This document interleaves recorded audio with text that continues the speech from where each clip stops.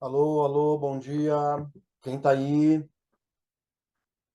Bom Neste... dia, Bom senhor. dia. Tô vendo a Catarina, tô vendo o Lorenzo. Deixa eu ver, Arthur, Josefina, Roger e Sofia, neste sábado de manhã. Tudo bem, pessoal? Hoje a gente tem uma indiada aí para fazer, mas vamos lá. Temos dois períodos de sociologia. Tem algumas coisinhas que a gente tem que conversar, falar essas sociologia cai no Enem, noções de sociologia são importantes para o vestibular da URGS também.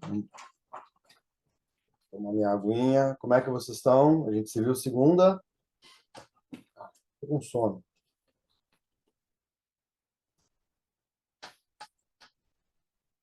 Hoje a gente vai discutir dois caras que são centrais na sociologia e embora a gente não veja eles no nosso cotidiano, eles deram o corpo à sociologia. A gente vai falar dos fundadores, né? Eu ia falar do Marx hoje, mas vamos deixar o Marx para a aula que vem, porque o Marx é mais polêmico e é um cara que aparece mais, porque a teoria dele teve outras implicações.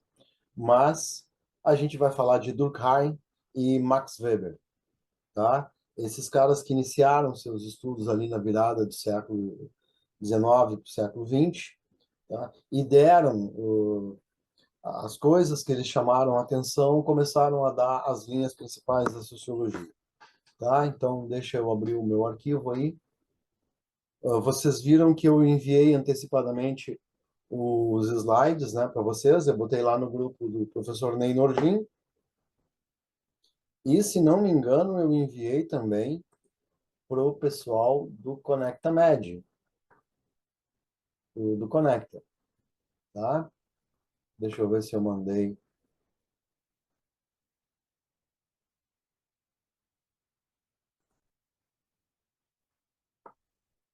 Não, então vou mandar.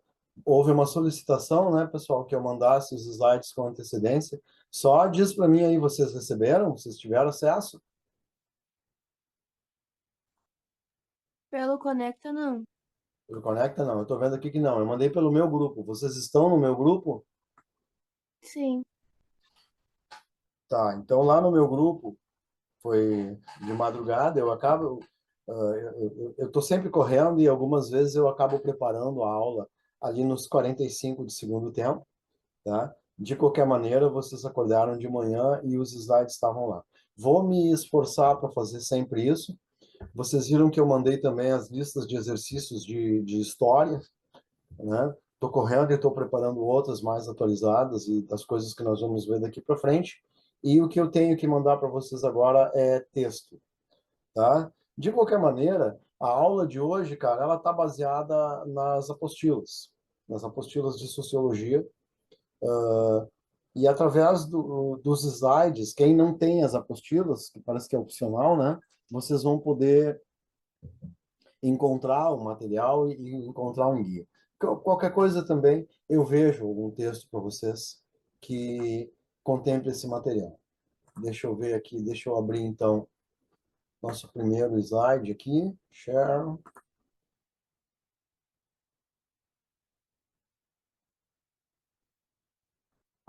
Certo, todo mundo enxergando aí? Tudo certo. Eu sempre tento fazer uma contemplar o layout do negócio, né, cara? Então eu já me desculpo antecipadamente, porque o slide de hoje está bem chato ali, ó. Ele não tem imagens, tá? E eu sou muito preocupado com a coisa, a imagem ela já te dá o outro. Então, não sei se tu faz slide aí, se tu já teve que fazer slide na tua vida estudantil.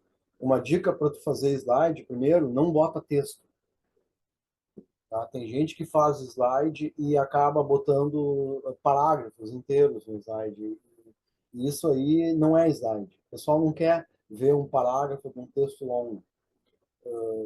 Tu é a apresentação e não o slide. Tem gente que chega a botar, de vez em quando eu peço para os meus alunos, o trabalho desse trimestre vai ser em apresentação de slides. Aí os caras vão lá, fazem um slide e botam textos, botam parágrafos. E alguns leem o parágrafo.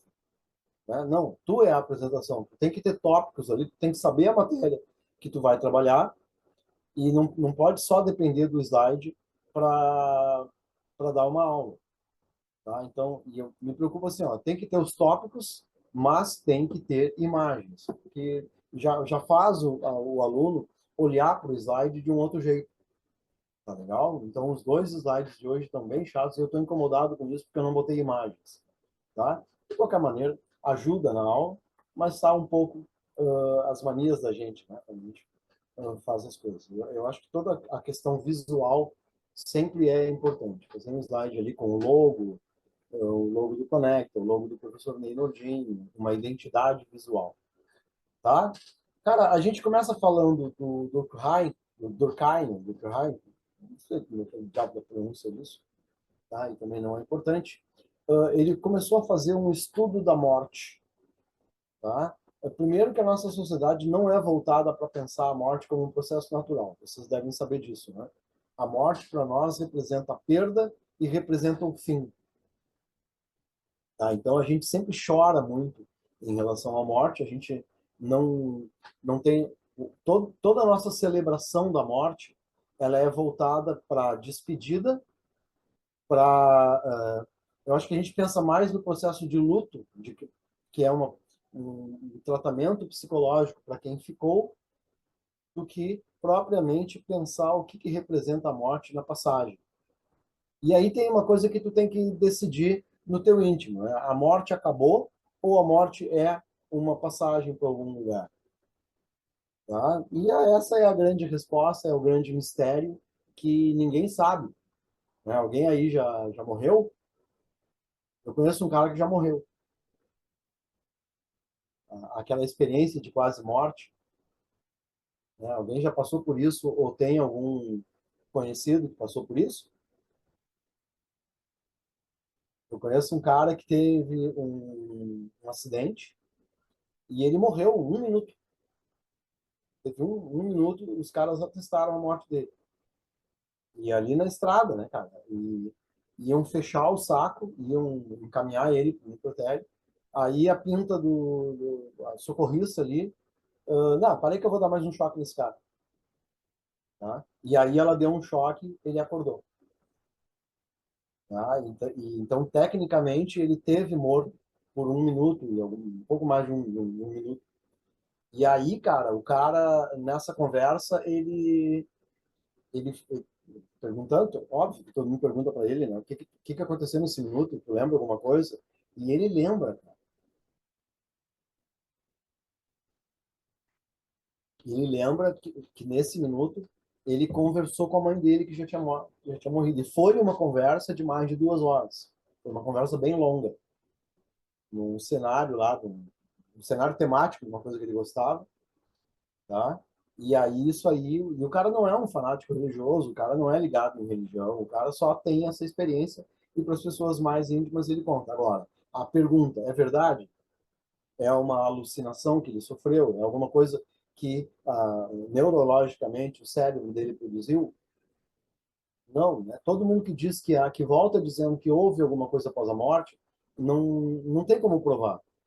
Então, acaba sendo uma experiência individual. Eu não tenho ele como um cara mentiroso, né? Mas eu também não preciso ter 100% de fé nessa história. Eu ouço essa história, não tenho motivos para duvidar, mas também não tenho motivos para acreditar. Então eu faço uma média de 50%. A maioria das coisas que eu ouço, né, e que eu não tenho como constatar ou comprovar, eu deixo a margem de 50%. Esse cara pode estar falando a verdade, mas ele também pode estar falando alguma coisa que ou ele está mentindo ou ele acredita nisso e por algum motivo ele sofreu algum tipo de alucinação, né? De qualquer maneira, o que a gente tem? A morte é biológica. A morte, biologicamente, ela é o fim. Ninguém conseguiu produzir vida a partir da morte. A vida se inicia pelos seus processos físico-químicos, mas ninguém nunca saiu daí. Ninguém, apesar de houverem religiões, houverem teorias, o espiritismo kardecista ele se propõe uma vertente religiosa com base científica, mas na verdade não prova nada, né? E o Durkheim começou a pensar nisso. O que é a morte? E ele olhou a morte não como um processo individual, biológico, mas como um processo coletivo. E ele começou a olhar a questão sociológica em torno da morte. Então, primeira coisa, coletivamente, enquanto raça humana, nós acreditamos numa vida após a morte. E aí eu já te coloquei na aula de pré-história, né? Qual é o primeiro indício de que o homem possui religiosidade? O que significa os rituais funerários? A partir do momento em que lá no Homo erectus a gente começou a encontrar uh, achados fósseis que indicavam ritual funerário, significa que os caras já acreditavam numa vida após a morte e estavam fazendo um procedimento, um ritual, um rito de passagem para o cara partir dessa vida e entrar na outra vida. E esse fenômeno é sociológico. Praticamente todas as religiões tratam com a nossa instância aqui, a nossa vida terrena, mas a gente está sendo preparado para uma vida diferente. Parece que o budismo não é assim, né? O budismo é aqui e o nirvana é encontrar o mais alto grau de desenvolvimento aqui. Mas fora isso, e aí é meio sacana, né? Os críticos da religião apontam isso. Olha, o prêmio nunca está aqui, o prêmio sempre tem que estar lá num lugar onde ninguém sabe onde é que é e todo mundo que foi não voltou. É sacanagem, né? De qualquer maneira, os rituais, o processo e o luto associado à morte são, sim, frutos da sociologia. Tá?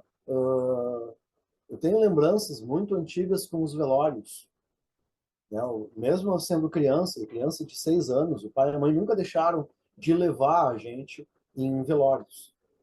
Tá? Isso lá no interior, do interior da cidade de Tapes, lá onde é o meu pessoal, e morria gente toda hora, incrível, né? Eu acho que toda hora tinha velório. E eu me lembro de haver toda uma questão social em torno do velório. Né? As pessoas eram veladas nas casas e tinha que mostrar que não estava em penúria e de preferência mostrar fartura. Então eram aqueles velórios que duravam a noite toda regado a comida, regado a bebida. Eu aprendi a gostar de massa com galinha frita nos velórios. Uma vez mesmo que eu comi, que eu quase morri também, de tanto que eu comi. Tá? E acabava sendo um encontro, porque num primeiro momento era tristeza, mas ao longo da noite as pessoas já estavam conversando na volta do morto como um encontro social, e contando piada e até rindo. Né? E aquilo funcionava como uma despedida do morto num contexto se não de desespero, se não de alegria, mas pelo menos de tranquilidade social. E os africanos têm isso aí, né? Vocês já viram como é que os africanos festejam a morte? Eles festejam a morte rindo e dançando. Eu acho que foi... Há pouco tempo morreu o Nelson Mandela, eu não me lembro do ano específico que aconteceu, mas a imprensa do mundo, ele foi velado num estádio, né? E a imprensa do mundo inteiro chamou a atenção que nesse estádio, grupos de africanos, grupos de pessoas, tá? Estavam ali e não estavam sentadas chorando, elas estavam dançando e rindo. E, porra, mas por quê? E aí foram ver, não, porque a morte também é uma alegria. É uma alegria porque tu está te despedindo dos teus entes queridos aqui, mas tu também está indo encontrar as pessoas que já foram para o outro lado. E elas também, na mitologia, elas também estão te recebendo com alegria. Então, morrer não é só uma perda, como a nossa cultura ocidental. E para nós, morrer é uma perda porque a gente parou de encarar a morte como um fator pertencente ao ciclo da vida e a gente entende a vida como um produto a ser consumido. Né? E isso é o capitalismo faz com que a gente entenda todas as coisas, todas as pessoas e todos os processos naturais como produtos a serem consumidos. Raramente a pessoa vai pensar, eu já vivi que chega. A pessoa vai pensar, eu quero mais vida e vida com qualidade, para eu poder aproveitar a vida, né? E aí, dentro dessa questão da morte, o Durkheim pensou a ideia do suicídio, tá? Pô, e aí o suicídio é outro tema polêmico, né? Nas redes sociais aí, tu não pode nem falar essa palavra, porque tu já é cortado, né? O TikTok, o YouTube, o Instagram tem alguma coisa assim também, mas eu não sei se ele é tão forte. Acho que é, porque faz parte da meta, tá? Onde tu colocar um vídeo e tu colocar certas palavras, o algoritmo já te pega. Ah, não está de acordo com as nossas diretrizes. E aí tu vai ver que muito cara que está gravando o vídeo, na hora de falar a palavra suicídio, ele bota um bip ou bota alguma coisa para o algoritmo não pegar que está tratando desse assunto. E é complicado, né? Tem tudo que é maluco falando nessas coisas, e tem maluco ensinando, tem maluco incentivando, e, enfim, a internet está aberta para todo tipo de maluco, tá? Mas o Durkheim ele escreveu um livro, inclusive, específico sobre o ato sociológico em torno do suicídio. A grande interpretação dele é que o suicídio é, sim, uma questão social como a morte, tá? E a leitura que ele fez é que quanto menos coesão social e integração social as pessoas têm, mais elas se suicidam. Faz sentido, né? Isso é um estudo do início do século XIX, final do século XIX, tá? Mas e já é uma sociedade industrial, já é uma sociedade que está passando todas aquelas transformações de intensificação, onde as pessoas são sozinhas no meio de muita gente, tá? E aí ele a partir do princípio assim, ó, quanto mais a pessoa estiver envolvida em grupos sociais, como trabalho, como vida familiar, grupos de amigos, quando mais a pessoa tem isso, menos ela se suicida, menos ela insiste e acredita na vida, tá? E acho que pensando e tentando desenvolver isso aí, a gente que convive em escola com adolescentes e adolescentes no meio dessa pós-modernidade, sabe que isso aí é um problema muito sério, né? Os caras não têm mais aquele gatilho de enfrentar a vida, não interessa o quanto a tua vida seja fodida, a, a, a natureza humana, ela quer viver, né? Se tu realmente pensa, é complicado o que eu vou falar agora, mas tem pessoas que têm uma vida tão complicada e tão desgraçada que a saída mais rápida e mais óbvia seria o suicídio, mas elas não fazem, porque a natureza humana é agarrada à vida. Nós temos mecanismos ideológicos que sempre nos levam a acreditar que vale a pena viver, que vale a pena lutar, que vale a pena tentar, e é verdade, vale a pena, mas não é o caminho mais fácil, não é o melhor caminho.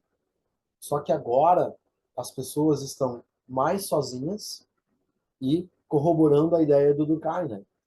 As pessoas estão mais sozinhas, elas têm menos esses gatilhos ideológicos de se agarrar, de ter esperança, de acreditar que vale a pena e ali na frente as coisas vão mudar. E as redes sociais, a tecnologia vieram trazer isso, né? Tu tem milhares de amigos na rede social, mas tu fica só em casa, no teu apartamento, no teu cubículo, na frente de um computador, tendo essa interação social. E é uma forma de solidão. A gente começou a ver isso no Japão.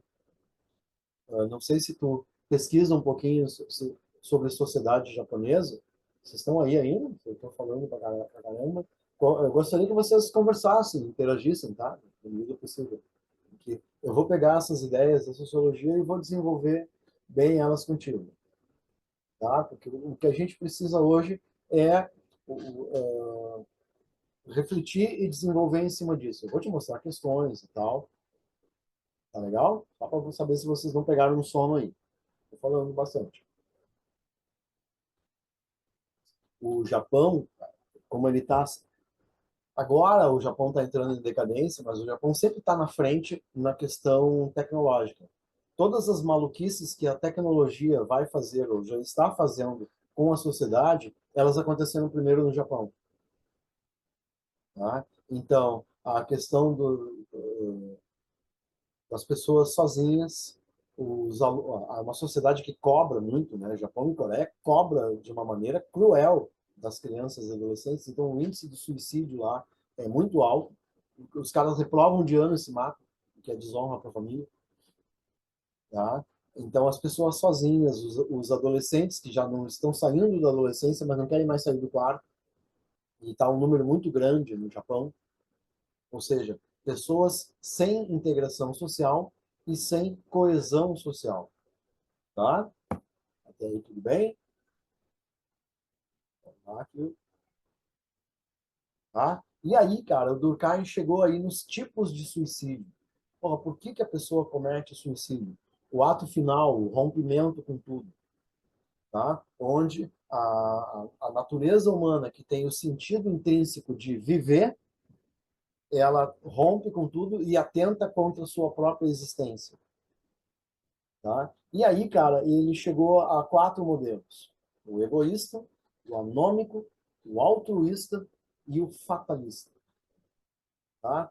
O suicídio egoísta é esse básico, é quando a pessoa já rompeu com as normas da sociedade e não tem nenhum apego à integração social, né? O anômico, quando a sociedade acontece alguma coisa e todas as regras da sociedade desabam e a pessoa acha que é o fatalista também, né? Que não há um retorno à realidade e daqui só vai piorar. Então, antes de eu sofrer mais, eu vou acabar com a minha vida para não ter mais esse sofrimento. Tá?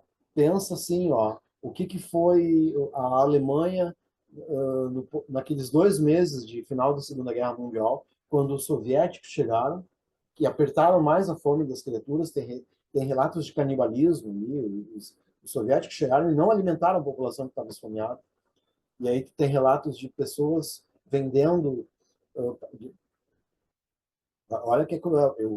É cruel o que eu vou falar, tá? Mas eu vi esse relato de uma pessoa que era criança lá, tá? De pais vendendo filhos para poder alimentar os outros filhos. Pais escolhendo um filho para ser vendido, ou para prostituição, ou até para canibalismo. Os caras praticaram canibalismo ali, tá? Para poder salvar outros membros da família, de qualquer maneira. Foi uma coisa bem terrível. Tá? Então, toda a normalidade, todo o cosmos social se quebra e a pessoa se vê naquilo ali não sabe como vai se desenvolver e acaba se matando. Tá? O altruísta, quando a pessoa se sacrifica em nome de um bem maior, em nome de alguma coisa, tá? Aí tu pode pensar uma pessoa da família que ah, coloca a sua vida em risco sabendo que vai morrer para salvar um pai que vai salvar um filho, e agride um assaltante, alguma coisa assim. Ou então, um exemplo mais clássico aí, os kamikazes. Né? Os kamikazes, voltando à Segunda Guerra, eles aceitavam se matar em nome do imperador, em nome de uma ideologia, em nome da honra, todo um código de bem maior. Tá? E por fim, já um gancho que eu já falei, o fatalista. Não há mais esperança. Tá? Daqui para frente só vai piorar. Eu estou encurralado e daqui a pouco eu estou encurralado, os meus inimigos estão chegando. Quando eles chegarem, eles vão me pegar, vão me torturar, eu vou sofrer muito, vou sofrer todo tipo de violência. Então eu vou acabar com a minha vida agora, porque eu sei que não há o que fazer. Tá?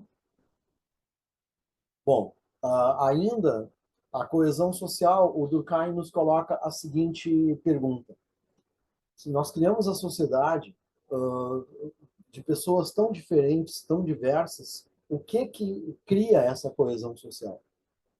Tá? Principalmente, e o Durkheim está olhando para a sociedade industrial, ele está olhando para os resultados da industrialização, que começou ali pelo menos um século e pouco antes dele, tá? Mas ele já vive esse modelo.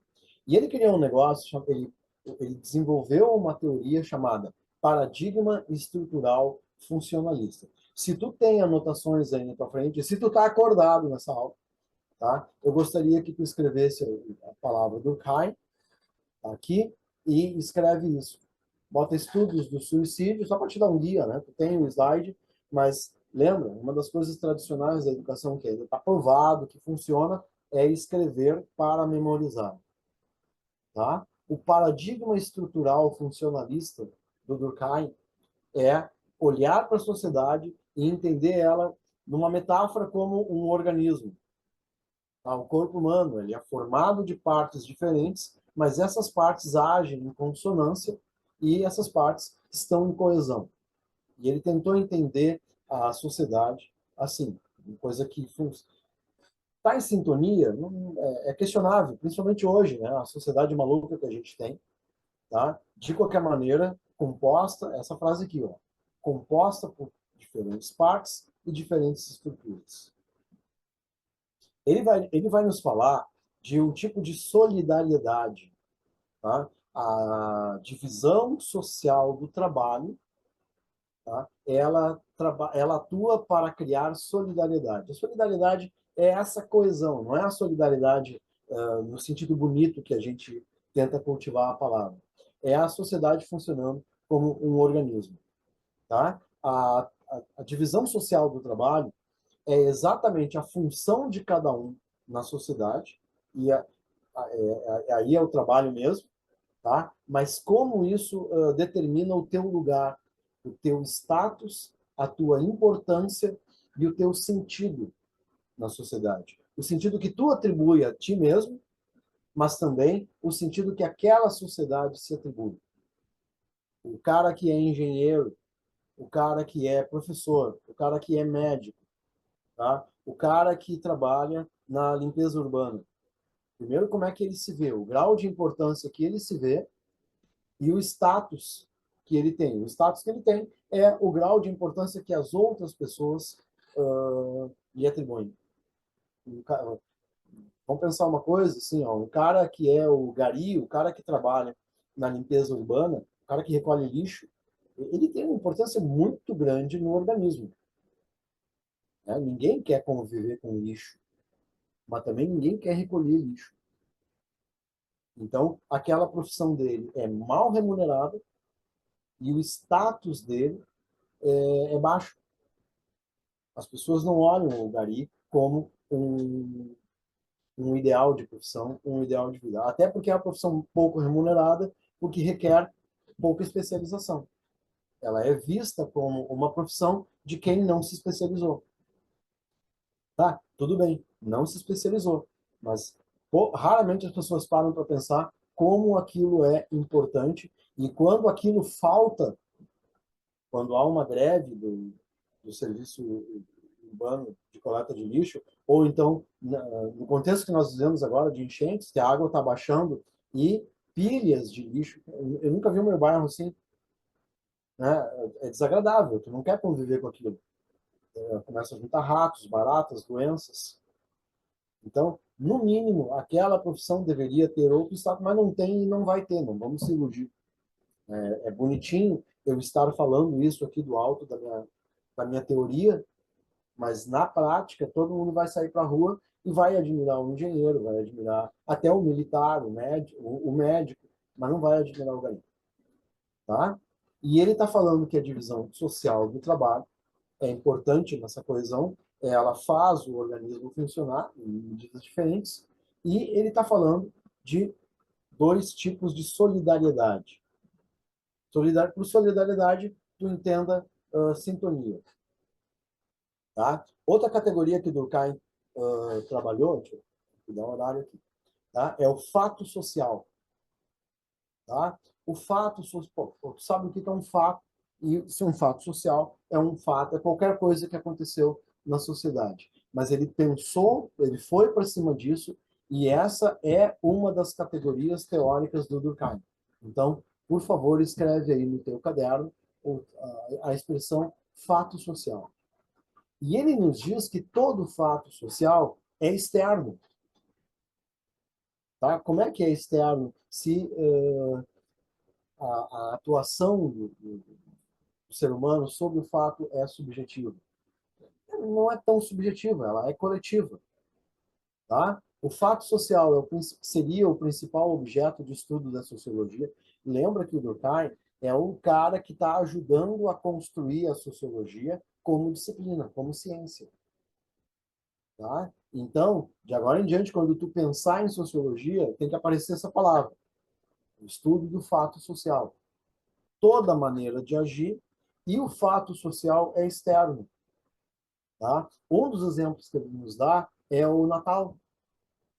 O Natal é uma festa religiosa, é uma festa que poderá ter um sentido espiritual, dependendo do teu engajamento com a religião, mas ele é uma festa que abarca todo mundo, ele é o principal momento de...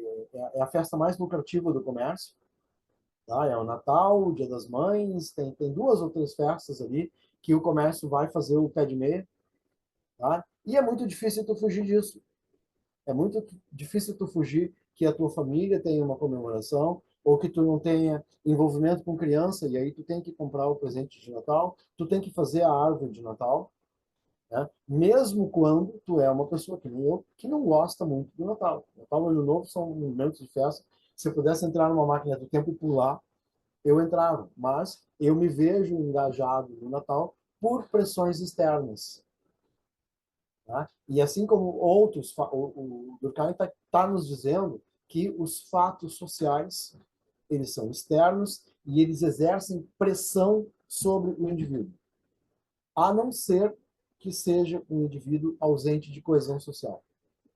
Né? Aí a possibilidade daquele cara entrar em depressão, se suicidar e romper com tudo é muito grande. Pessoal, tá tudo bem até aí? Sim, senhor. Sim? É um pouco maçante, né, cara? Essas teorias e trabalhar. A não ser que a gente consiga desenvolver eh, reflexões em torno disso, mas, de qualquer maneira, olha como é que isso é trabalhado, tá? Universidade Estadual do Ceará. Leia os seguintes trechos relacionados com as proposições sociológicas de Emily Durkheim e assinale a opção que os completa, correta e respectivamente. Tá? Eu acho muito irritante esse tipo de pergunta que tem que completar palavras, que eu acho muito infantiloide isso aí. Mas, de qualquer maneira, é um tipo de questão que as pessoas erram também. Tá? Espacinho prevalecem naquelas sociedades ditas primitivas ou arcaicas, ou seja, em agrupamentos humanos do tipo tribal formado por clãs. Aí essa é a primeira palavra das opções. Segundo, a solidariedade social é uma espacinho. Um dos elementos que compõem o fenômeno moral é o direito. Outro elemento diz respeito a espacinho. Tá? Opção A, fenômeno moral, solidariedade orgânica, costumes. B, costumes, solidariedade mecânica, solidariedade orgânica. C, solidariedade mecânica, fenômeno moral, costumes. D, solidariedade orgânica e solidariedade mecânica, fenômeno moral. Cara, eu não te expliquei o que é orgânico e mecânico, tá? Porque a gente vai falar disso no próximo Max Weber. Sociedades orgânicas são aquelas mais primitivas, tá? Mais de tecnologia mais rudimentar, e sociedade mecânica são aquelas mais industriais, com uh, com muito engajamento profissional, mas onde a coesão social acaba se esparçando. A sociedade é mais heterogênea e a sociedade orgânica é mais homogênea. Tá? Vou te dar um tempinho para te reler a questão e tentar responder, tá bom?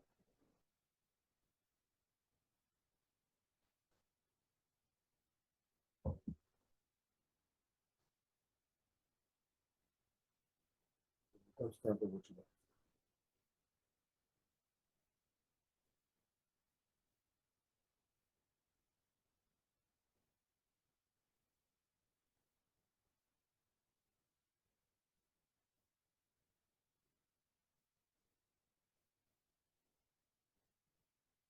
Resposta: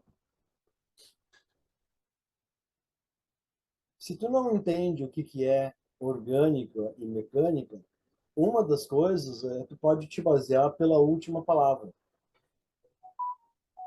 né? E é muito provável que a resposta da última palavra seja costumes, porque para mim parece meio óbvio, né? Entender que o direito está baseado em costumes, também moralidade, mas o costume é uma coisa muito forte no direito, tá? De qualquer maneira, resposta certa aí, resposta C.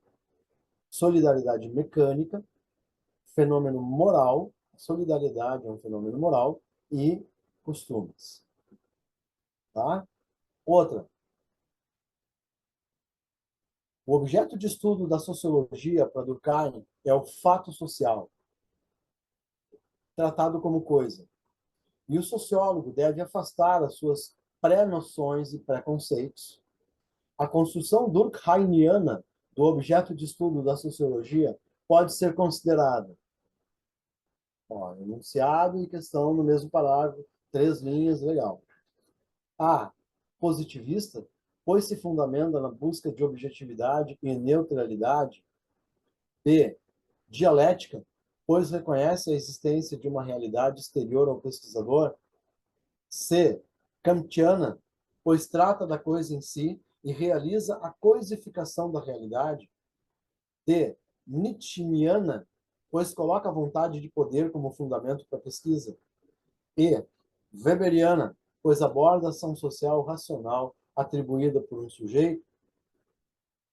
Essa é uma questão que vocês teriam alguma dificuldade, pois vocês ainda não viram Kant, não viram Nietzsche. Vamos ver Weber daqui a pouquinho, tá? E falamos ainda pouco do positivismo. Eu já te dei algumas linhas do positivismo em aula, tá? É aquela doutrina que surgiu, doutrina filosófica, que depois vai descambar para o sentimento religioso no século XIX, mas o positivismo deu à sociologia, à história, à filosofia, o estatuto de ciência.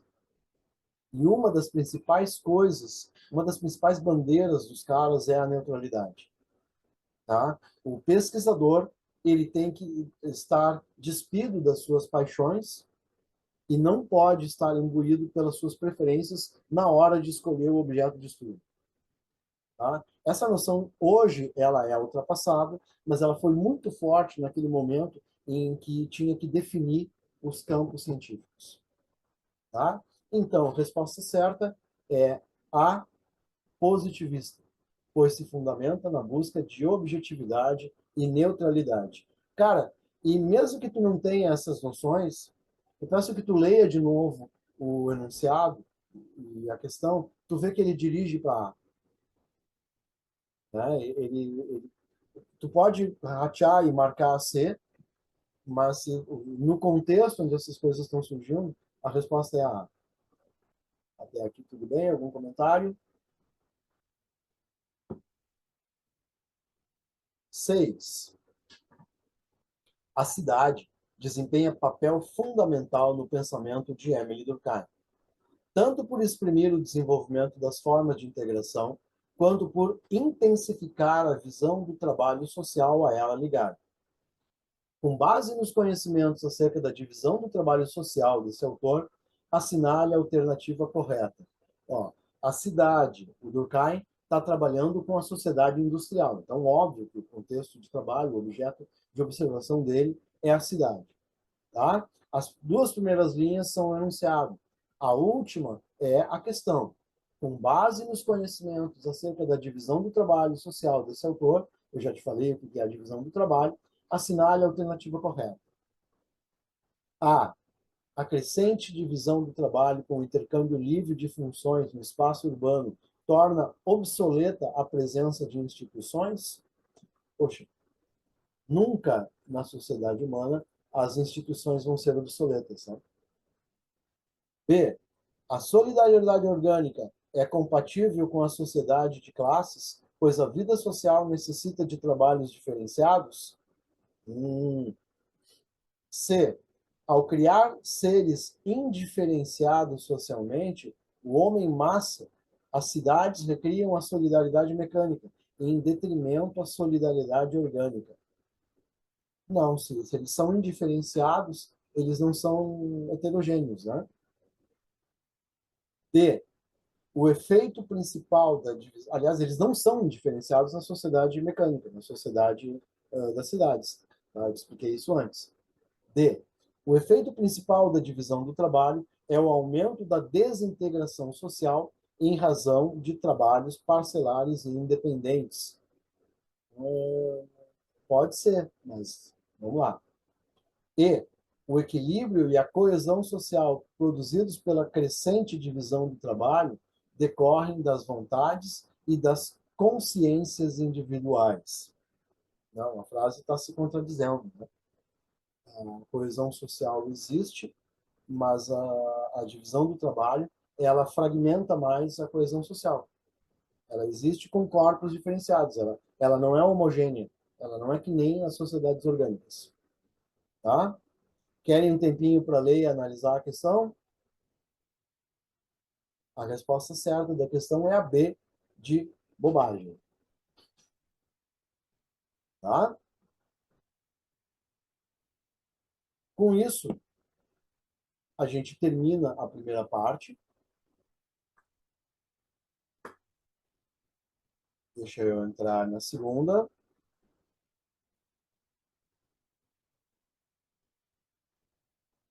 E deixa eu só conferir até que hora vai a aula. Mas como eu terminei o conteúdo agora, vamos fazer um intervalinho, uns 5, 7 minutos. Eu vou ali carregar a minha água e já retorno. Tudo bem?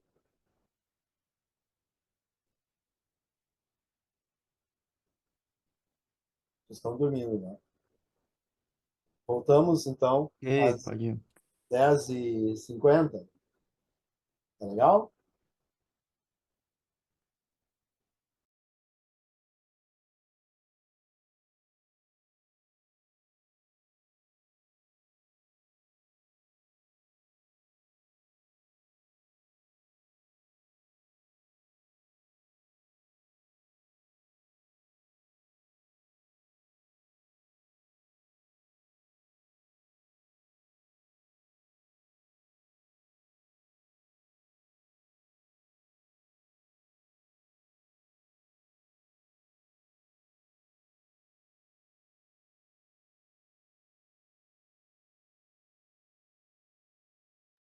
Voltei, voltei. Estão aí ainda? Oi, oi, oi. 8 pessoas. Demorei um pouquinho mais que eu resolvi passar um cafezinho.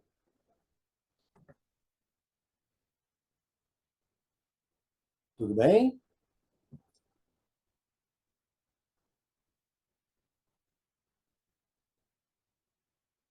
Tudo certo? Oi, oi, Catarina. Deixa eu ver. Quando eu entrei, tinha menos pessoas. Arthur, Josefina, Catarina, Lorenzo, Muna. Oi, Muna. Paula. A Paula entrou também. Roger, Sofia. Legal. Vamos conversar então. Agora, a gente entra em outro cara que foi muito, muito fundamental para o estudo e desenvolvimento da sociologia em consciência, que é o Max Weber. Tá? Tu tem o Durkheim, tu tem o Max Weber, tu tem o Karl Marx e tu tem o Comte, tá? Que é o criador do positivismo, que também é considerado um cara que foi fundamental para o desenvolvimento da sociologia, porque são os caras que começaram a olhar a sociedade, eles mudaram a forma de olhar a sociedade, tá? Em, independente do que da tua posição política, tu sabe que hoje o pessoal da direita mete muito pau no Marx, né? O Marx é o criador do socialismo, o criador, é o idealizador de um tipo de socialismo mais específico, que é o comunismo, a sociedade comunista, tá? Mas o Marx revolucionou, sim, a maneira de olhar a sociedade. Então, dá para separar as coisas e dá para entender a contribuição do cara no desenvolvimento de uma ciência que é, sim, importante, tá? Eu também não concordo com essas teorias, mas nem por isso eu vou fazer parte daquela turminha que fica jogando pedrada e demonizando um pensador dessa qualidade. Tá legal? Bom, vamos lá então. Todo mundo enxergando, tá? O Max Weber. O Max Weber, uma das primeiras características para começar a pensar nele é que ele recusou tentar achar uma lei geral. Tá? Enquanto o Durkheim está procurando leis gerais, ele está procurando a construção de teorias, não, cara, o Max Weber entendeu que estudar o indivíduo, para começar, e estudar a sociedade, tu tem que contemplar essa múltipla, essa imensa multiplicidade de que é as maneiras de pensar e as maneiras de entender e as consciências subjetivas. Isso vai formar um todo coeso? Vai. Mas o Max Weber sempre veio a questionar até que ponto existe essa coesão. Tá? Então, se tu está anotando aí, tu anota Max Weber e tu seria interessante para economizar anotações. Isso aqui que eu acabei de sublinhar. A abordagem multicausal. Ele entende que é muito complicado tu pensar uma teoria para a realidade social. Tá? Então, ele vai focar mais nas ações e crenças individuais. E olha que interessante, o Durkheim ele foi para uma coisa extremamente subjetiva e individual, estudar a morte e estudar o suicídio. Tá? Mas, mesmo assim, a partir daí, ele tentou criar disso uma teoria social, uma teoria geral. Tá? O Max Weber ele até vai fazer isso, ele não vai conseguir fugir disso. Porque tu não consegue discutir uma sociedade, uma coisa, sem generalizar, sem acabar recaindo em algum tipo de generalização. A generalização é um problema, né? É a generalização que nos leva ao preconceito, é a generalização que nos leva a criar um padrão, um modelo, um paradigma e não sair desse paradigma. Tá? De qualquer maneira, fica registrado aí que o Max Weber tentou. Tá? Ele vai trabalhar muito com o processo de racionalização. Da mesma maneira que o Weber, ele está trabalhando com a sociedade capitalista ocidental industrial. Tá? Ele também está naquele contexto ali de passagem do século XIX para o século XX, e ele está muito focado nos efeitos da industrialização, nos efeitos dessa sociedade de consumo que já aparece, já está começando a mostrar sinais sobre as pessoas. E o nome de uma das principais teorias, um dos principais instrumentos que ele vai usar para isso, olha aí, a elaboração de uma teoria, é a racionalização. Tá? Ele define racionalização uma coisa que a gente aprendeu a fazer sem pensar. Olha a última frase aqui. Ó. Relações humanas medidas por cálculo, gestão, administração, logística. Tá? E vocês já pararam para pensar? Vamos conversar um pouquinho. Como a gente faz isso? Cara? A gente acaba medindo as pessoas e as coisas pela funcionalidade, pela produtividade e pela utilidade que essas pessoas acabam tendo. Ou para nós, ou para a sociedade como um todo. Vamos fazer a seguinte pergunta. O cara tem direito de ser um inútil? Se o cara quiser? O cara tem direito de ser uma ameba? De não ter nenhuma contribuição para a sociedade ou para ele? O cara decidiu que não quer progredir. Até que ponto nós temos o direito moral de condenar esse cara? Tá? Óbvio que a gente vai olhar esse cara com maus olhos. Óbvio que não é um cara que eu ia querer para casar com a minha filha. Tá? O cara pode ser uma pessoa maravilhosa, mas é um cara que decidiu estagnar. Eu conheço gente que interrompeu o casamento por causa disso. Tá? Porque chegou à conclusão que o parceiro não queria progredir, não queria subir na vida e estava bem acostumado na posição que estava, sem querer. Tá? De qualquer maneira, a racionalização para ele é isso. Toda vez que tu está fazendo alguma coisa, principalmente se tu ainda está sob a gestão do teu pai ou da tua mãe, tu vai receber aquela pergunta assim, mas isso aí é a utilidade? Isso aí vai te dar dinheiro? Isso aí serve para quê?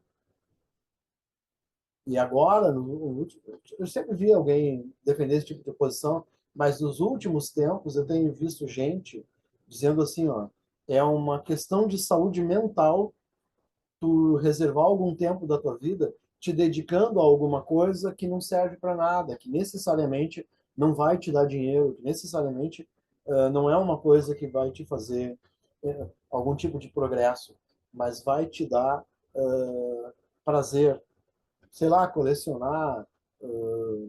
Na minha época se colecionava tampinha de garrafa e carteira de cigarro. Deixa eu ver que bateu uma mensagem aqui, tem que olhar. Tá? O Max Weber está fazendo isso, cara. Ele está trabalhando, a ideia de racionalidade dele é essa nova visão que está se fazendo sobre o humano. Tá? Vamos lá.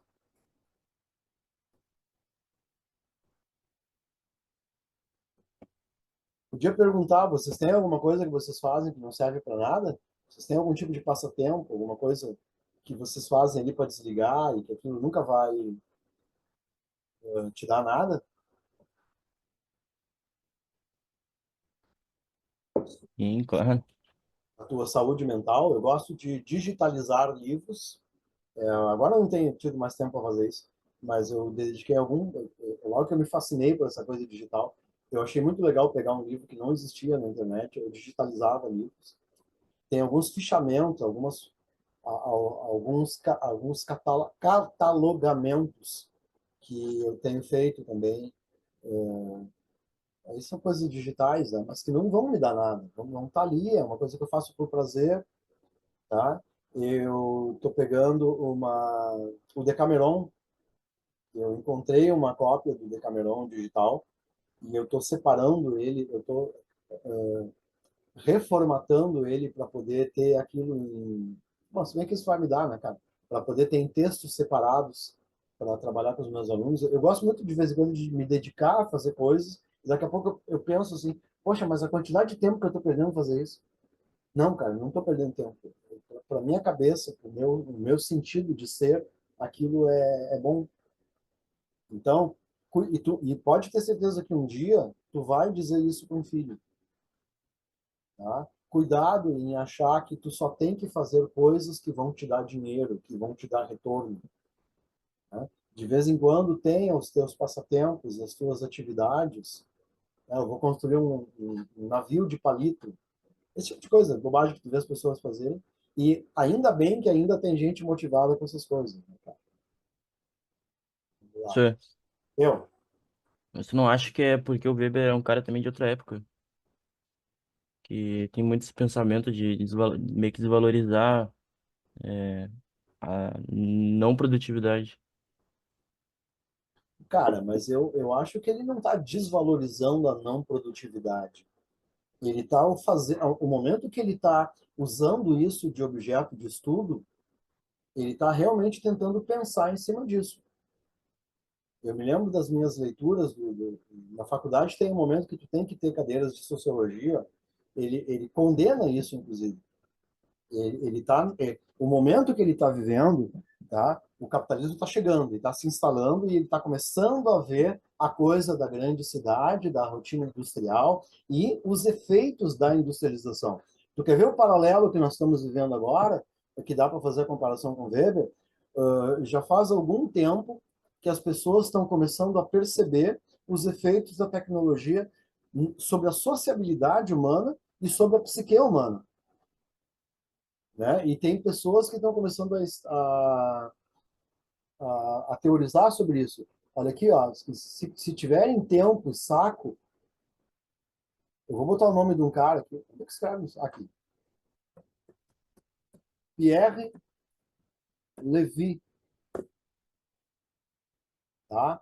Esse cara, lá nos anos 80, é um dos primeiros caras que eu vi, ele é um francês, é um professor universitário, começar a escrever artigos dizendo assim, ó, isso aí vai dar merda, essa tecnologia, a maneira como o computador está chegando, vai dar merda na cabeça das crianças, na sociabilidade das pessoas, tá? Eu acho que o Weber está fazendo a mesma coisa. Ele ainda não tinha um vislumbre sobre o que seria a máquina individual, essa máquina tão absoluta que é o computador e o celular, o smartphone na nossa vida, mas ele já estava vendo a maquinização das coisas. Tá? Eu acho que ele não tem uma visão, ele não condena a não produtividade. Ele está olhando que a condenação sobre a não produtividade está começando a ser um valor na sociedade que ele vive. O que tu acha? Um total, Pode ser, né, cara? Bom, completamente.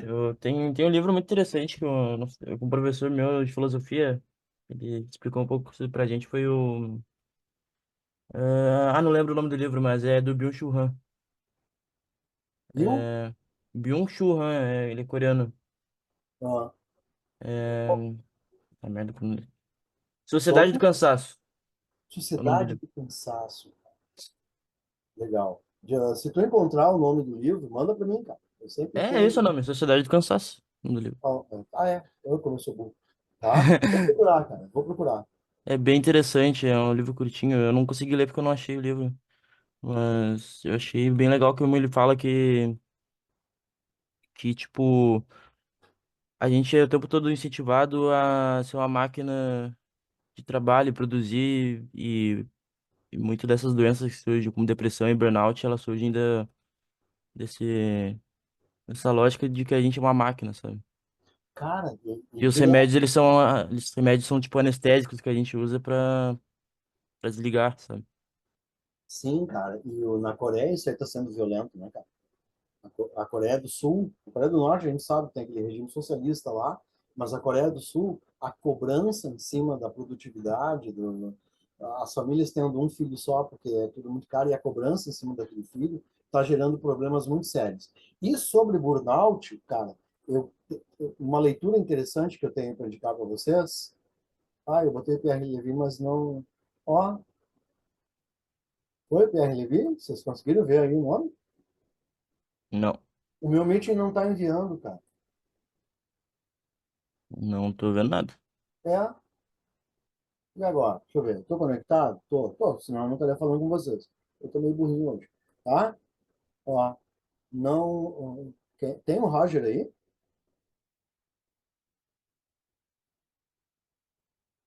Aí aparece. Eu tento mandar uma mensagem. Aparece a mensagem: Roger is not in this meeting. Como se eu estivesse tentando mandar uma mensagem para o Roger. Meeting group chat. Agora foi, cacete. Tá? E olha aqui o título de um livro sobre burnout. Eu comprei e já li a metade.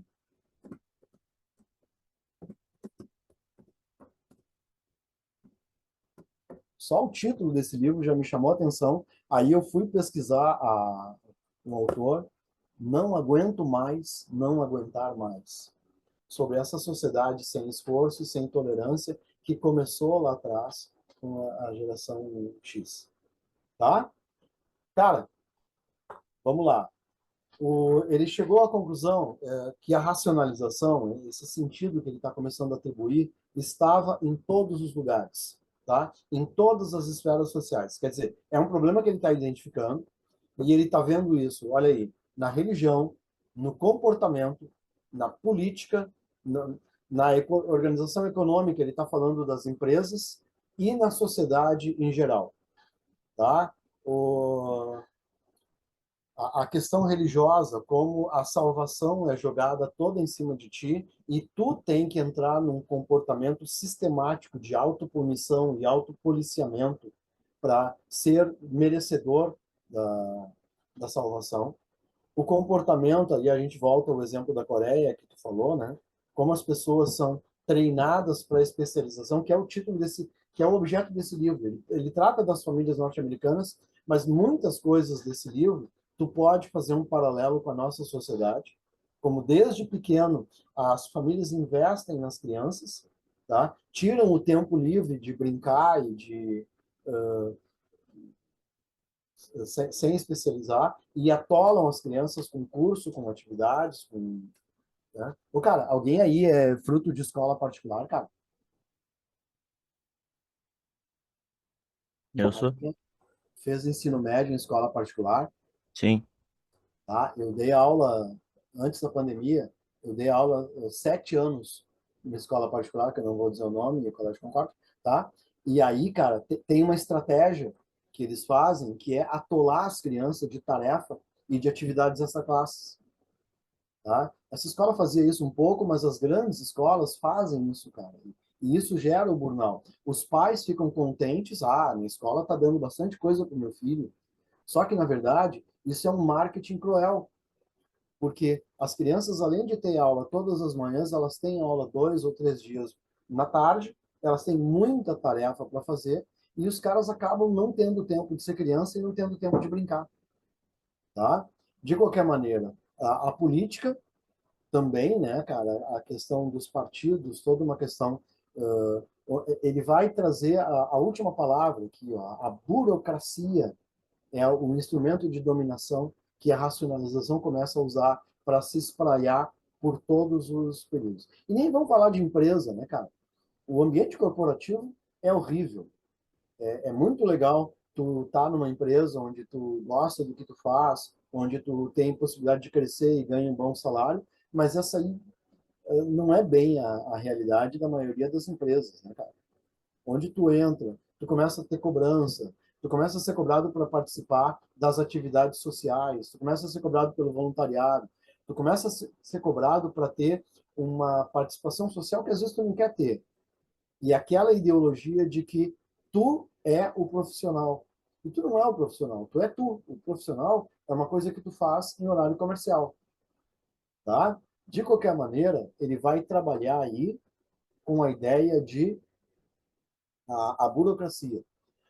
Tu sabe que um dos livros mais importantes do Max Weber, quando ele andou lá pelos Estados Unidos e começou a observar como a religião protestante influenciou, né? Ele escreveu esse livro aqui, ó, Ética Protestante e o Espírito do Capitalismo, tá? E a ética protestante, o protestantismo, quando ele surgiu, ele já veio condenar a atitude da Igreja Católica, condenando a usura, condenando a burguesia, condenando o lucro, né? O Lutero já fazia isso, tá? Mas o Calvino ele vai mais além e disse assim, o lucro não é pecado, o lucro é sagrado porque ele é fruto do trabalho. E aí ele ajudou a consolidar essa ética protestante, tá? O Max Weber está identificando um desencantamento do mundo e a gente está vivendo isso agora, cara. A ideia de um desencantamento do mundo pelos resultados da racionalização da tecnologia.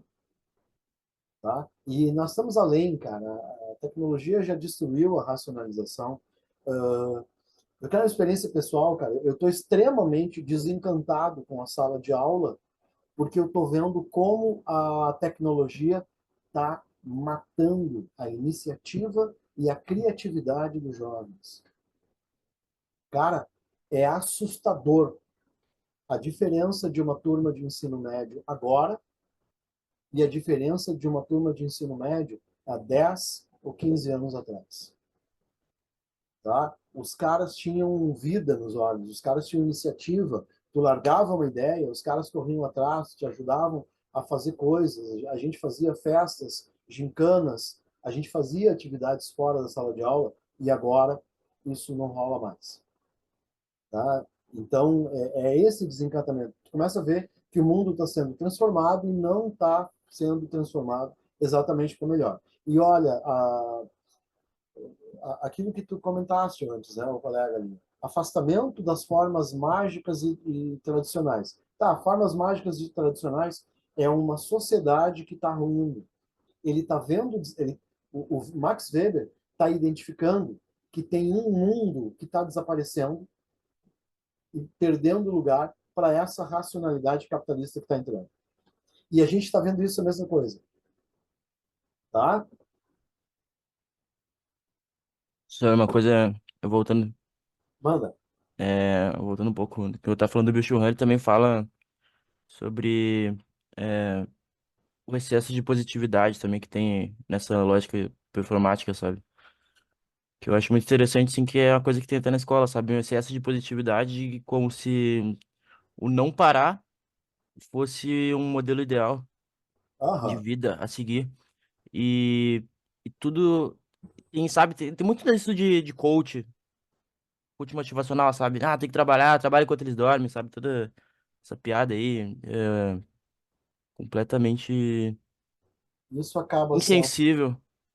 isso acaba te pressionando e acaba sendo. Eu acho que a grande caricatura disso aí é aquele ambiente de academia, né? Que tu chega na academia e tá todo mundo assim, e aí, o cara já te cumprimenta com uma energia. Aquilo é muito irritante, né? Mas aquilo é o extremo, mas há uma cobrança no mundo corporativo e a escola não deixa de ter alguma coisa, alguma lógica corporativa do que tu tá falando, que a gente é obrigado a aderir a essa positividade, senão as pessoas começam a olhar para ti e dizer que tu tem algum problema.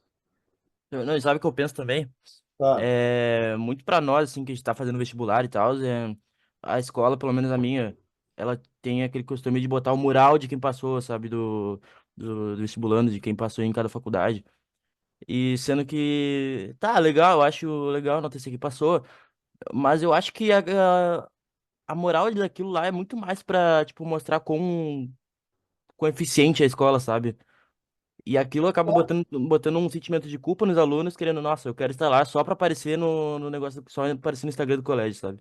tem dois lados, tá? É um cartão de visita da escola. Esta escola aprova no vestibular. A minha escola pública lá que eu dou aula, esse ano a gente botou um cartaz lá na frente com o número de seis ou sete ou oito alunos que haviam entrado na URGS, tá? E é sim um cartão de visita.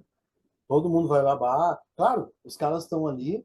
A escola pública hoje ela tem toda uma série de problemas. E se o cara estudar na escola, a minha opinião como professor, tá? Se o cara estudar na escola pública e não se puxar para estudar por fora, ele vai demorar muito mais para entrar numa universidade, numa dessas universidades concorridas, tá? Por outro lado, é para fazer uma pressão sobre os outros também, isso acaba acontecendo e acaba até culpabilizando, tá? Mas aí tu tá certo em tudo que tu falou, mas eu te volto à seguinte pergunta: eu tenho que deixar de louvar os vencedores para aqueles que não venceram? Eu não vou usar a palavra perdedores, tá? Mas para aqueles que não venceram, não se sentirem mal. Há um tempo atrás, na minha escola, houve uma ideia, tá? Pô, vamos pegar os caras que tiveram melhores notas, mais presença, mais postura, e vamos fazer uma medalha trimestral para cada um? E não era um vencedor, era todos os alunos que tivessem acima de uma determinada nota nas disciplinas e que tivessem presença em aula.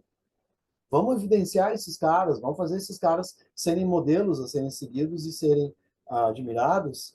E a maioria dos professores, eu concordei com isso, tá? Mas a maioria dos professores não concordou. Por quê? Porque os outros iriam se sentir mal. E é bem o que tu está falando.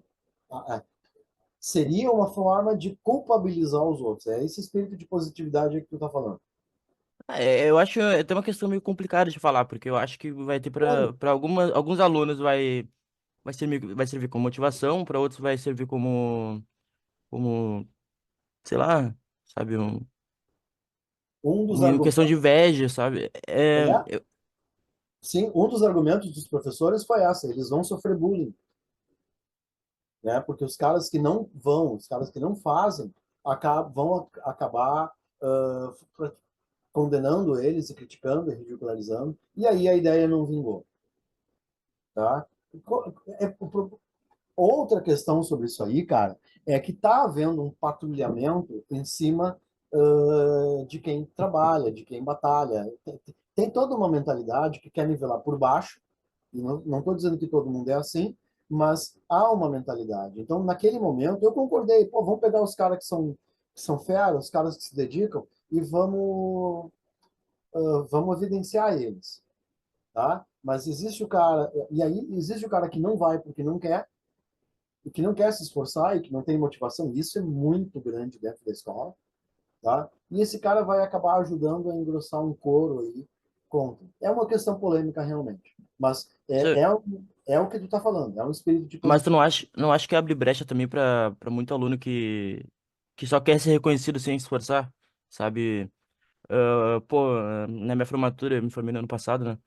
Aham. É, eu tive uma colega minha que ela colou o ano inteiro e ela ganhou no final um certificado, um bagulho assim, uma medalha de aluno que, tipo, tirou mais de nota 8 em cada matéria. Só que eu vi ela colando o ano inteiro, sabe? E eu fui bem também no ano passado, mas eu fui mal numa matéria de inglês. E eu não peguei o bagulho, sabe? E minha colega pegou.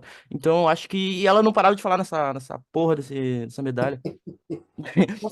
Tu tá certo, mas a pergunta é, a gente tem que ir lá e mexer no sistema que permite que ela colou? O que que tá mais errado?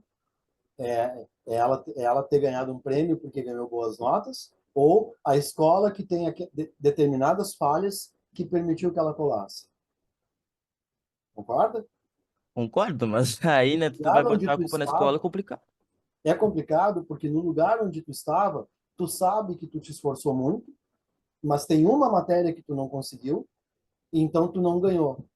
E tu sabe que ela ganhou trapaceando. Mas aí a gente volta. Então a gente não dá o prêmio para ninguém, ou a gente vai lá e revisa o sistema que permitiu a trapaça. É o problema da corrupção no Brasil, cara. Todo mundo quer arrumar a educação, a saúde, a segurança, mas antes disso tem que arrumar a corrupção. Vamos continuar, tá? Daqui a pouco vem esse período. Até Sim. que hora vai a nossa aula? É 11h40? É, né? É. Tá? Eu sou o último período? Ó, já Sim, é o tem último. duas pessoas. O pessoal está indo embora. Então vamos, pelo menos, terminar o conteúdo, tá? Ele andou pelos Estados Unidos e em 1904 ele escreveu A Ética Protestante e o Espírito do Capitalismo, tá? O Weber, ele vai trabalhar com uma noção, um conceito, eu quero que tu anote também, o tipo ideal, tá? O tipo ideal é uma tentativa dele criar um modelo de pesquisa que seja generalizante e que não reduza a multiplicidade num momento. Então, se tu puder escrever aí tipo ideal, porque vai aparecer, quando tu lê sobre o Weber, vai aparecer muita ideia de tipo ideal, Mas lembra que o tipo ideal, na verdade, ele é muitos tipos, tá? E o Weber vai nos falar sobre a dominação. Ele está trabalhando com poder e dominação. E poder é uma coisa e dominação é outra. A dominação pode, inclusive, atuar sobre uma pessoa que tem mais poder, que tem mais poder físico, uma pessoa que poderia se libertar, tá? Tu já ouviu aquele ditado que se usa muito para o interior aí? Se o boi soubesse a força que tem, ele não trabalhava para o homem. Ou então, essa eu vou escrever, porque é uma frase que eu já disse muito para os meus alunos. Olha aqui, ó. A melhor forma de dominação é quando o dominado é levado a acreditar que necessita do dominador. Tá? Isso quando eu trabalho estratégias de poder em aula com os meus alunos, essa frase é uma coisa que a gente tenta desenvolver, é uma reflexão que a gente tenta desenvolver. Bom, então tu entendeu que poder para ele é uma coisa, dominação é outra. E a dominação, ela usa da burocracia. A burocracia, todas essas áreas onde a racionalização está se contaminando, elas acabam instaurando a burocracia para dominar. De qualquer maneira, o Weber nos fala que existem três tipos de dominação, tá? A dominação burocrática, a dominação tradicional e a dominação carismática. Tu está acompanhando essa tabelinha comigo? Deixa eu ampliar ela um pouquinho, tá? Eu me dei o trabalho de digitar essa tabela. E para isso, tu tem que fazer a seguinte pergunta. Olha aqui, não dá para ver muito meu mouse. Quem ordena? Quem obedece? Por que os dominados obedecem? Como é que funciona a organização social dominante e o tipo puro. O tipo puro pode aqui não ser necessariamente o que eu te falei lá de tipo ideal, tá? Então, cara, eu não vou ler toda a tabela contigo. Olha, a dominação burocrática, como é que funcionaria? A dominação tradicional e a dominação carismática. De qualquer maneira, olha a primeira linha. Quem é que domina? Quem é que ordena? Um senhor hierárquico. Na tradicional é um senhor e na carismática é um líder. E a carismática está mais perto, o tipo de poder carismático está mais perto da ideia de dominação. Tá? Bom, aí a gente fala na burocracia, que é uma ideia que eu já introduzi contigo.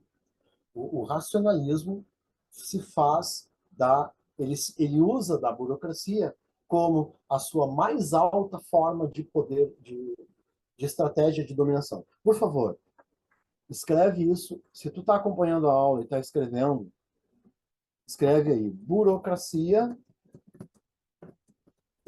mais alta forma de dominação da racionalidade.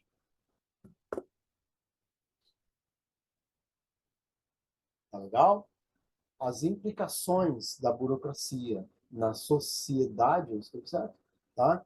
Ele chegou a criar essa metáfora de que os humanos eles vivem numa jaula de ferro.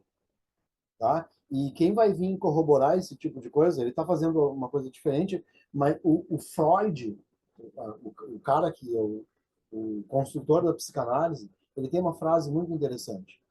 Somos feitos de carne, mas somos obrigados a viver como se fôssemos de ferro. Tá? E aí vem o Max Weber, que nos faz a metáfora de que a burocracia e a dominação da racionalidade nos coloca numa jaula de ferro. Tá? Ele também tem um conceito chamado sociologia compreensiva. Tá? Ele está estudando os motivos que fazem as pessoas a agirem com a ação social. Tá? E, basicamente, é o sentido.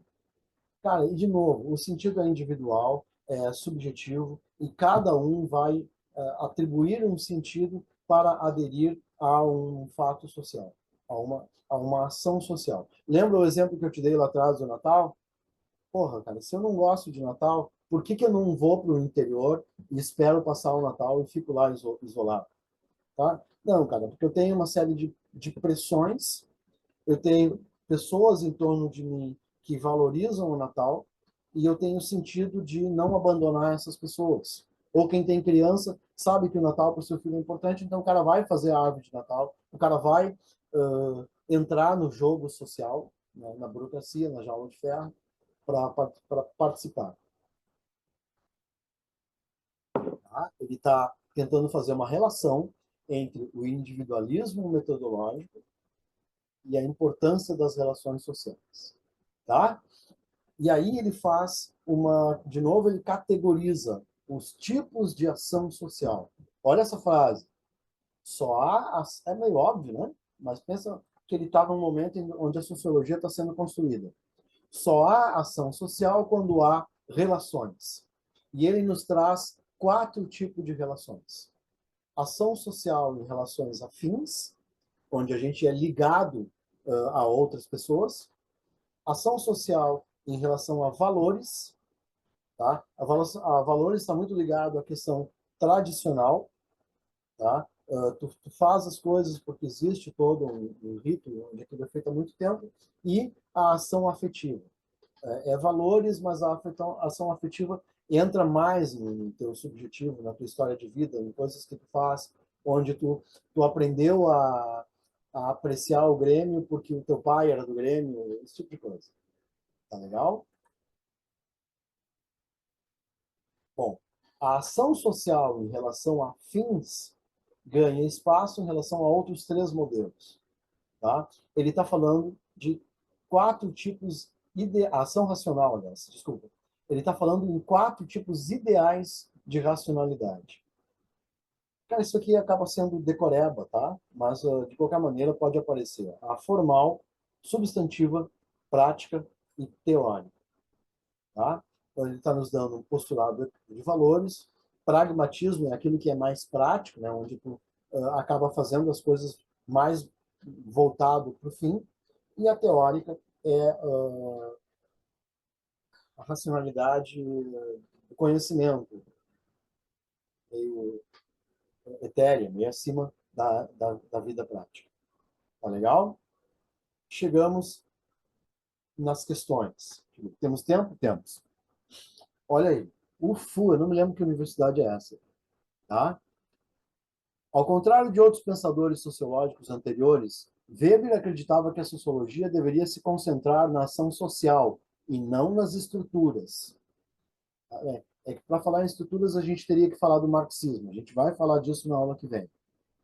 De acordo com essa assertiva, Weber considera que as ideias, os valores e as crenças têm o poder de ocasionar transformações. O conflito de classes é o fator mais relevante para a mudança social. As estruturas existem extremamente ou independentemente dos indivíduos. Os fatores econômicos são mais importantes para as transformações sociais. Querem um tempinho para ler e tentar deduzir ou querem a resposta? Letra D. Letra A. As crenças e os valores. Estrutura vem mais do marxismo. Tá? O marxismo está olhando mais a questão econômica e ele está vendo como é que funciona a sociedade de cima. As ideias, os valores e as crenças têm o poder de ocasionar transformações. Elas te levam, a partir de determinadas categorias, ao fato social, à ação social, tudo isso submetido ao domínio racional. De novo, o FU. Eu não sei que universidade é essa, pô. Weber procura analisar os fundamentos que tornam legítima a autoridade e as razões internas que justificam a dominação, que ele distingue conforme 3 tipos puros: dominação tradicional, a dominação carismática e a dominação racional legal. Falamos sobre isso. Sobre as características da dominação racional legal, é incorreto afirmar que, eu já te disse que quando tu topar com esse tipo de questão, sublinha o incorreto, porque o teu subconsciente faz tu esquecer. Tá? Questão A. A obediência ao soberano não é entendida como obediência a uma pessoa, mas a uma ordem impessoal. B. Existe uma separação entre o patrimônio público e o patrimônio privado, de modo que os funcionários não se apropriam dos cargos e estão sujeitos à prestação de contas. Será? C. O soberano exerce o mandato segundo seu arbítrio, mas está subordinado a leis conforme as quais pautam seus atos. D. Exige-se dos funcionários um saber profissional e o recrutamento desses funcionários é realizado de modo competitivo, tendo-se em vista o mérito, a capacidade dos candidatos. Na hora de um Enem, de um vestibular, é chato tu topar com esse tipo de questão. Né? Ela é um pouquinho confusa, um pouquinho sacana. A resposta certa é a C, de acordo com o gabarito. Eu não sei se eu concordo. O soberano exerce o mandato segundo seu arbítrio, mas está subordinado a leis conforme as quais pautam seus atos. Acho que é bem abstrato. Tá? O Ehrenreich, o autor clássico da sociologia, Max Weber, diante da complexidade e multiplicidade das ações sociais presentes na sociedade, utiliza o denominado tipo ideal ou tipo puro em suas análises sociológicas.